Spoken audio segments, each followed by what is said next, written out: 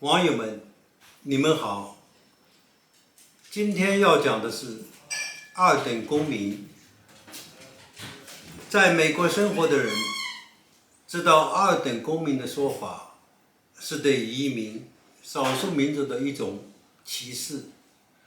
它之所以存在，是因为美国的言论自由，让不少人在私下把白人放在了比其他人高的位置上。这样，一方面是美国的白人，另一方面是美国的移民、少数民族，于是二等公民的说法就逐渐形成了。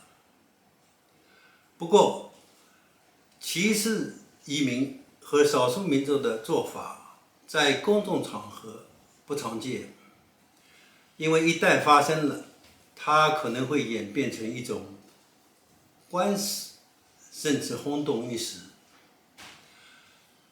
一次，一个朋友说，他遭受了歧视，被解雇了。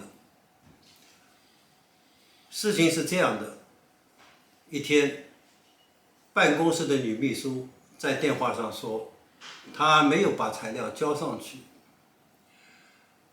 但她却说她已经在几周前交了，但秘书还是说她没交。这时她对秘书说，她应该仔细找找，不要一直说她没交。但秘书还是认为她没交，并把这事给上司打了小报告。问题恰好是，那女秘书和上司都是白人，于是她被指责说，在电话上发火，没礼貌。但她却说她没发火，要是提高了一点嗓门，就算发火的话，那么秘书和她都提高了嗓门，都发了火。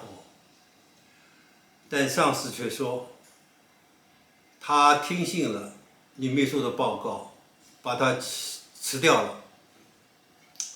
事后，他找到律师打官司，但很快发现律师只认钱，案子却一直在拖。为了减少损失，他不得不把案子撤销了。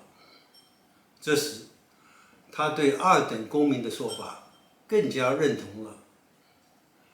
一天，他遇到了一个以前认识的人，那人对他说，他也经历过同样的事，也同样对二等公民的事想过很多。最终，他的结论是，一个在美国的移民，要是经常钻牛角尖，会走进死胡同。要是能想开一些，把那些不愉快的事当作暂时的感情上的不爽，而要想解决暂时的感情上的不爽，最好的办法就是不要去想它。他得到了一些启发。一天，他去旅行，到了一个出产螃蟹的地方，于是他和游客一起坐在海边吃螃蟹。这时他发现当地人很喜爱螃蟹，他们给螃蟹做了很多宣传，并且给它一个美称，叫二等公民。这使他感到惊奇。当他一边在吃螃蟹，他一边心里想到，